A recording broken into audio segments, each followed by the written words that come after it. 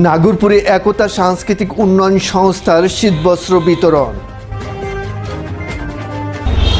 আসসালামু আলাইকুম, আপনারা দেখছেন নাগরপুর নিউজ 24। টাঙ্গাইলের নাগরপুরে একতা সাংস্কৃতিক উন্নয়ন সংস্থার উদ্যোগে শীতার্ত মানুষের মাঝে শীতবস্ত্র বিতরণ করা হয়েছে। শনিবার সকালে সরকারি Jodhnath pilot model school and college মাঠ প্রাঙ্গণে সংস্থাটি এ শীতবস্ত্র বিতরণের আয়োজন করে।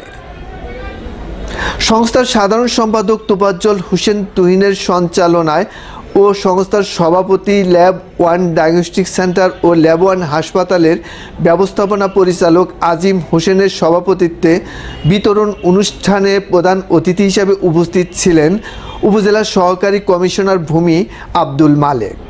সাংস্কৃতিকের পাশাপাশি স্বেচ্ছাসেবী সংগঠন হিসেবে 2004 সাল থেকে অসহায় মানুষের জন্য ধারাবাহিকভাবে কাজ করে যাচ্ছে সংগঠনটি।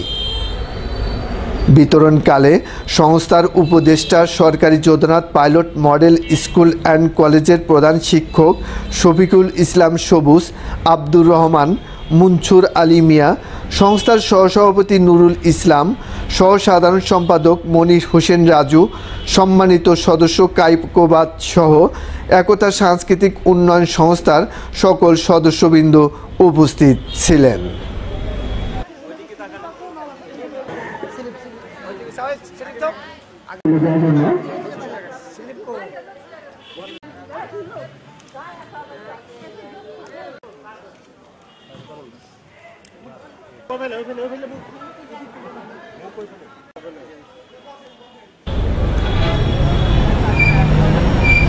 সুপ্রিয় দর্শক, এতক্ষণ সাথে থাকার জন্য সবাইকে ধন্যবাদ।